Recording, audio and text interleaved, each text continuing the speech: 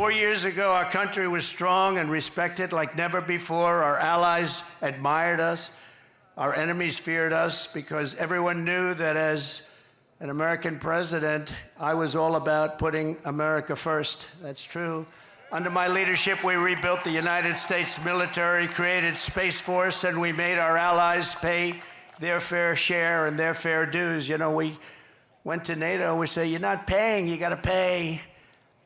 But we defeated ISIS, we killed the world's top terrorists, we secured our borders, we achieved energy independence, we stood up to China, we protected Israel, we made peace in the Middle East with the Abraham Accords, and more. We did things like nobody ever heard of, and we brought our troops mostly back home. We didn't start any wars.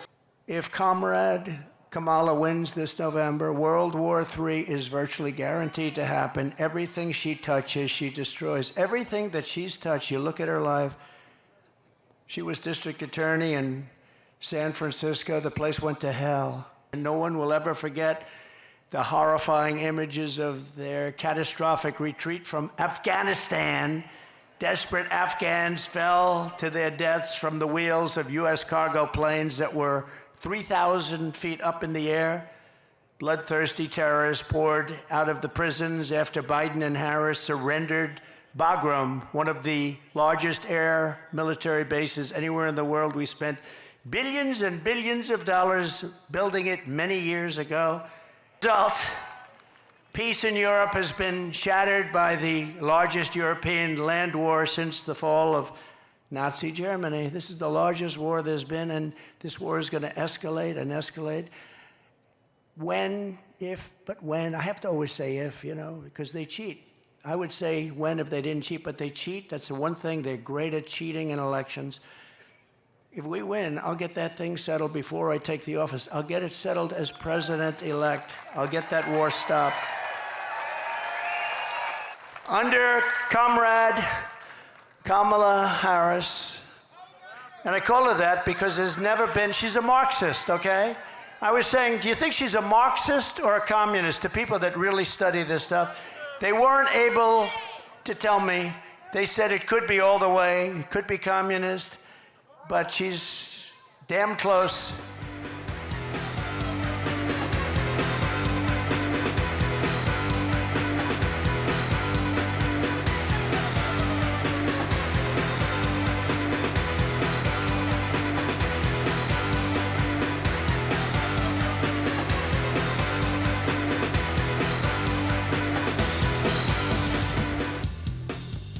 Now, we're here to talk about national security today, and saving the American dream, let's be honest, it starts with peace. Peace in our neighborhoods, peace in our cities, and peace at the southern border. Lord willing, we bring back the leadership of Donald J. Trump, we're gonna have peace all over the entire world. He did it once before, and I think he's gonna do it again. And there's been no greater area where Kamala Harris has failed to deliver peace and national security than at the American southern border. It is a disgrace, my friends. I cannot believe how bad it is. But if you want to give her the benefit of the doubt and understand her foreign policy, remember that she bragged on CNN about playing a key role in the disastrous withdrawal from Afghanistan. Now, that was before 13 innocent service members died at the Kabul airport. That was about 3 years ago to the day. That was before the world witnessed panicked civilians cling to the sides of retreating American airplanes. And that was before they gave the Taliban billions of dollars paid for by you, billions of dollars of helicopters, planes, Humvees, and artillery. It was the worst humiliation this country has endured since the fall of Saigon, and Kamala Harris says she's proud of what she did. It was treason, and is it any wonder that Putin then invaded Ukraine on her watch? Or that Iran attacked Israel on her watch? Now, Kamala Harris, she gets really mad when I bring up the stolen valor of her running mate, but let me tell you why it matters. Every single person here understands why this matters. Here's the record on Tim Walz, the governor of Minnesota. He dropped out of the military and allowed his unit to go to Iraq without him. And he knew they were going to Iraq. He lied about it, but he knew they were going to Iraq. Even his chaplain called him a coward. And those of you who served in the military know The chaplain is the nicest person in the unit. If the chaplain is calling you a coward, you must have really screwed up. He claimed to carry a weapon in war, but you ask him, Tim, what war have you ever been in? And the answer is he's never been to a single war. He lied about it. He lied about his rank, and he stood in silence as Nancy Pelosi and a lot of journalists praised him for his service on an imaginary battlefield instead of correcting the record. We had peace all over the world when Donald J. Trump was president. In the Middle East, he brokered the Abraham Accords, brought stability, and created a long-term balance to Iran. In Europe, he pushed the Europeans to take more responsibility for their own defense so the United States would not have to pay for a bunch of freeloaders. We ought to focus on our own security, not subsidize European welfare. They can take care of themselves. And never forget, as much as the Democrats said that Donald Trump was somehow on the side of Russia, the only president of the last 20 years who had Russia not invade a neighbor was the presidency of Donald J. Trump. He kept Russia in check. He's the only president of our lives to do it.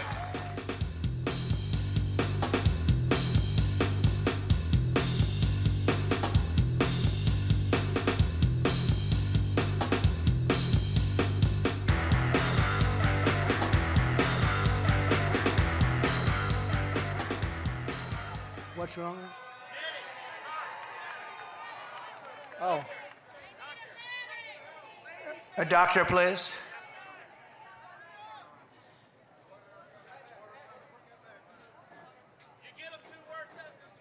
It is very hot here, I notice.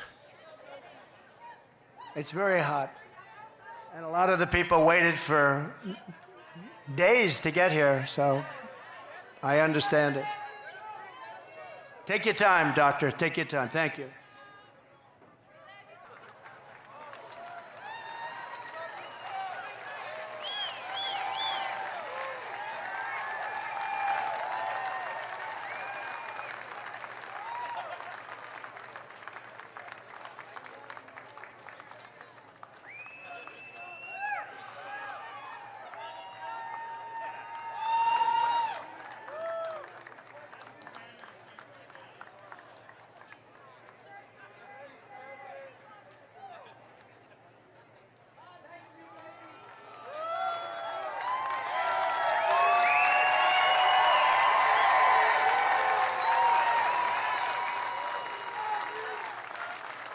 And all I can do is pledge to you that we're going to do a great job for North Carolina. We're going to do a great job for the United States of America. We put America first, and we're going to make America great again.